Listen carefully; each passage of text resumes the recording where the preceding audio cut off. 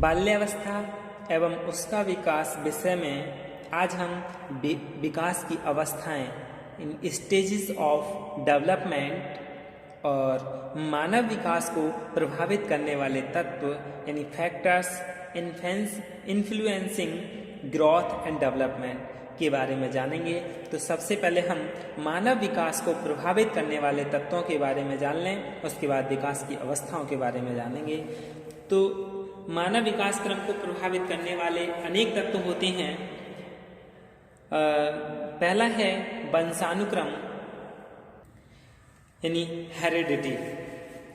बालक के विकास वंशानुक्रम से उपलब्ध गुण एवं क्षमताओं पर निर्भर करता है। यानी बच्चे का विकास किस पर निर्भर करता है? उसके वंशानुक्रम से उपलब्ध जो गुण हैं, क्षमताएं हैं, उन पर निर्भर करता है। गर्भधारण करने के साथ ही बालक में पैतृक कोषों का आरंभ हो जाता है। यहीं से बालक की बुद्धि एवं विकास की सीमाएं सुनिश्चित हो जाती हैं। ये पैतृक गुण पीढ़ी दर पीढ़ी ट्रांसफर यानी हस्तांतरित होते रहते हैं। बालक के कद, आकृति, बुद्धि, चरित्र, इन सभी को वंशानुक्रम संबंधी विशेषताएं जो हैं वो प्रभावित करती हैं। चरित्रहीन माता पिता के बालक चरित्रहीन ही होते हैं। यह अधिकतर रिसर्चों के आधार पर निष्कर्ष निकाला गया है कि जिनके माता पिता चरित्रहीन हैं वो बच्चे भी अवश्य ही चरित्रहीन होंगे। फिर है वातावरण यानी मानव विकास को प्रभावित करने वाले तत्वों में दूसरा क्या है? वातावरण यानी इन्वायरमेंट। वातावरण भी बालक के विकास को प्रभावित करने वाला क्या है? एक कंटेंट यानी तत्व है। वातावरण के प्रभाव स्वरूप व्यक्ति में अनेक विशेषताओं का विकास होता है। शैशवावस्था से ही बालक को प्रभावित करने लगता है। बालक के जीवन दर्शन एवं शैली के स्वरूप स्कूल, समाज, पड़ोस तथा परिवार के प्रभाव के परिणाम स्वरूप ही स्पष्ट होता है। धीरे धीरे बालक उस अवस्था को प्राप्त कर लेता है जिसमें वह अपनी योग्यताओं एवं क्षमताओं के अनुसार वातावरण पर प्रभाव डालने में सक्षम होता है। फिर अगला है बुद्धि यानी इंटेलिजेंस। ये भी मानव विकास को प्रभावित करने वाला तत्व है। जो साइकोलॉजिस्ट हैं उन्होंने अपने अध्ययनों के आधार पर ये निश्चय किया कि कुशाग्र बुद्धि वाले बालकों को शारीरिक एवं मानसिक विकास मंद बुद्धि वालों की अपेक्षा अधिक तेज गति से होता है। कुशाग्र बुद्धि बालक शीघ्र बोलने एवं चलने लगते हैं। प्रभावशाली बालक 11 माह में, सामान्य बुद्धि बालक 16 माह की आयु और मंद बुद्धि बालक 24 माह की आयु में बोलना सीखता है। फिर अगला है लिंग यानी सेक्स। बालकों के शारीरिक एवं मानसिक विकास के लिए लिंग भेद का प्रभाव भी पड़ता है। जन्म के समय बालकों का आकार बड़ा होता है, लेकिन बाद में बालिकाओं में शारीरिक विकास की गति तीव्र होती है। इसी प्रकार बालिकाओं में मानसिक एवं यौन परिपक्वता बालकों से पहले आ जाती है। फिर है अंतःस्रावी ग्रंथियां यानी एंडोक्राइन ग्लैंड्स। बालक के शरीर में अनेक अंतःस्रावी ग्रंथियां होती हैं, जिनमें से विशेष प्रकार के रस का स्राव होता है। यही रस बालक के विकास को प्रभावित करता है। यदि ये ग्रंथियां रस का स्राव ठीक प्रकार से ना करें तो बालक का विकास रुक जाता है, यानी अवरुद्ध हो जाता है। जैसे थायराइड ग्रंथि, यानी जिसे गल ग्रंथि भी बोलते हैं, से स्रावित इस थायरॉक्सिन बालक के कद को प्रभावित करती है। इसके स्रावित न होने से बालक बौना रहता है।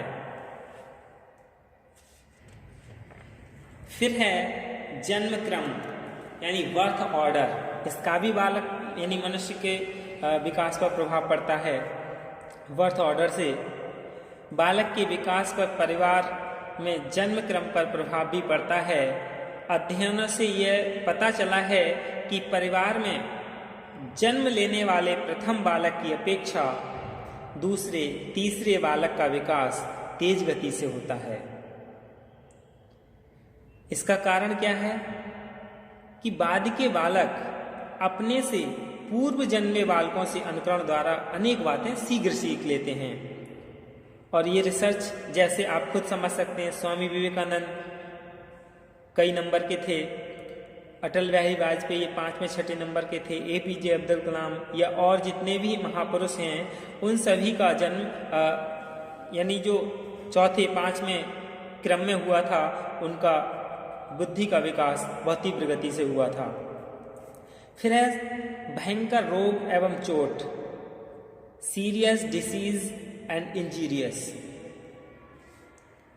भयंकर रोग एवं चोट बालक के विकास में बाधा पैदा करते हैं।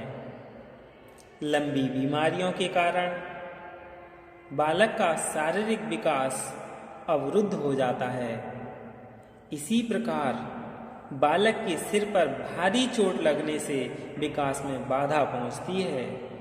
यानी जो बच्चे छोटे में चोट लग जाती है, जैसे किसी बच्चे के पैर में चोट लगी, उसकी खेलने की इच्छा करी तो वो खेल नहीं पाएगा। सिर में चोट लगी तो उसका मानसिक विकास नहीं होगा। जब मानसिक विकास नहीं होगा तो शारीरिक विकास भी अवरुद्ध होगा। तो भयंकर रोग और चोट भी मानव विकास को प्रभावित करता है। फिर है पोषाहार यानी न्यूट्रिशन। बस 1955 में वाटरलू ने अफ्रीका और भारत के बालकों के विकास पर कुपोषण के प्रभाव का अध्ययन करा और निष्कर्ष निकाला कि कुपोषण से बालकों का शारीरिक और मानसिक विकास रुक जाता है। फिर शुद्ध वायु एवं प्रकाश, प्योर एयर और लाइट। शुद्ध वायु और एवं प्रकाश न मिलने पर बालक के अनेक रोगों का शिकार बन जाता है और इसके बाद क्या है, विकास में अवधान पैदा हो जाता है। फिर है प्रजाति यानी रेस। प्रजातीय प्रभाव के कारण बालकों के विकास में बहुत बाधाएं आती हैं, यानी विभिन्नताएं आती हैं। उत्तरी यूरोप की अपेक्षा भूमध्य सागरीय बच्चों का विकास तेज गति से होता है। इन मानव विकास को प्रभावित करने वाले तत्वों को जानने के बाद अब हम विकास की अवस्थाओं के बारे में जानेंगे कि स्टेजेज ऑफ डेवलपमेंट क्या हैं। बाल विकास की प्रक्रिया को विभिन्न अवस्थाओं में बांटा जा सकता है। तो सबसे पहले हम शैले के अनुसार बाटी की अवस्थाओं के बारे में जान लें कि शैले ने किस प्रकार से इनका वर्गीकरण किया है। सबसे पहला है शैशव यानी इन्फेंसी। इन्फेंसी स्टेजेस ये 1 से 5 वर्ष तक की अवस्था है। फिर दूसरा है बाल्यकाल यानी चाइल्डहुड, ये 5 से 12 वर्ष तक की अवस्था है। किशोर अवस्था यानी एडोलसेंस, ये 12 से 18 वर्ष तक की अवस्था है। शैले ने मानव विकास की अवस्थाओं को 3 भागों में बांटा है। अब हम रॉस के अनुसार यानी रॉस ने अपने ढंग से विकास की अवस्थाओं का जो वर्गीकरण किया है उसके बारे में जान लें। शैशव यानी इन्फेंसी 1 से 3 वर्ष तक, आरंभिक बाल्यकाल यानी अर्ली चाइल्डहुड ये 3 से 6 वर्ष तक बताया। रॉस ने लेट चाइल्डहुड को 6 से 12 वर्ष तक बताया और किशोर अवस्था यानी एडोलसेंस को 12 से 18 वर्ष तक उन्होंने वर्गीकरण किया है। इसके बाद अब हम कॉलसेनिक यानी कोलेस्निक के अनुसार जो कोलेसनिक ने विकास प्रक्रिया का वर्गीकरण बहुत अधिक चरणों में यानी बहुत अधिक स्टेप्स दिए हैं, उनके बारे में जाने। कोलेसनिक ने सबसे पहला गर्भाधान से जन्म तक यानी पूर्व जन्म काल प्रीनेटल पीरियड तक, फिर दूसरा नवशैशव यानी नियोनेटल, ये जन्म से 3 या 4 सप्ताह तक की अवस्था है। फिर आरंभिक शैशव अवस्था यानी अर्ली इन्फेंसी 1 या 2 महीने से 15 महीने तक। फिर उत्तर शैशव यानी लेट इन्फेंसी 15 से 30 मास तक। फिर पूर्व बाल्यकाल यानी अर्ली चाइल्डहुड, ये 2.5 से 5 वर्ष तक। और मध्य बाल्यकाल इन मिडिल चाइल्डहुड 5 से 9 वर्ष तक। फिर उत्तर बाल्यकाल इन लेट चाइल्डहुड, ये 9 से 12 वर्ष तक। फिर है किशोर अवस्था यानी एडोलसेंस 12 से 21 वर्ष तक। इन्होंने कोलेसनिक ने 8 वर्गों में विभाजित किया है। अब इसके बाद अब हम यानी जो भी साइकोलॉजिस्ट थे उन्होंने अलग अलग अपने अपने निर्धारण किए हैं, लेकिन अध्ययन की बाल विकास और बाल अध्ययन की दृष्टि से हरलॉक के द्वारा जो दिया गया वर्गीकरण है वह सामान्य माना गया। और इसीलिए अब हम जो हरलॉक के द्वारा दिया गया वर्गीकरण है उन्हीं का ही अध्ययन करेंगे और इसे अच्छी तरह से कंठस्थ कर लेंगे कि कौन सी अवस्था कितनी उम्र तक होती है। जैसे गर्भावस्था प्रीनेटल पीरियड, गर्भाधान से जन्म तक। शैशवावस्था यानी इन्फेंसी स्टेजेस, ये जन्म से 2 सप्ताह तक होती है। बचपनावस्था यानी बेबीहुड 3रे सप्ताह से 2 वर्ष तक। और पूर्व बाल्यावस्था यानी अर्ली चाइल्डहुड 3रे वर्ष से 6 वर्ष तक। फिर उत्तर बाल्यावस्था यानी लेट चाइल्डहुड 7वें वर्ष से 12 वर्ष तक। फिर वयसंधि यानी प्यूबर्टी 12 वर्ष से 14 वर्ष तक। फिर पूर्व किशोर अवस्था यानी अर्ली एडोलसेंस, ये 13 से 17 वर्ष तक। फिर लेट एडोलसेंस यानी उत्तर किशोर अवस्था 18 से 21 वर्ष तक। फिर प्रौढ़ावस्था यानी एडल्टहुड 21 से 40 वर्ष तक। मध्यावस्था 41 वर्ष से 60 वर्ष तक। और वृद्धावस्था 60 वर्ष के बाद यानी 60 वर्ष के बाद जो मृत्यु तक है वह मानी गई है। तो ये जो हरलॉक के द्वारा दिया गया वर्गीकरण है यही सर्वमान्य वर्गीकरण है और इसी के आधार पर ही हम बाल विकास का अध्ययन करेंगे कि इस अवस्था में किस तरीके से विकास होता है। और विकास हम मानसिक, शारीरिक और संवेगात्मक इन सभी जो क्षेत्र पढ़े थे उनका इसी पर प्रत्येक का अलग अलग जानेंगे। धन्यवाद।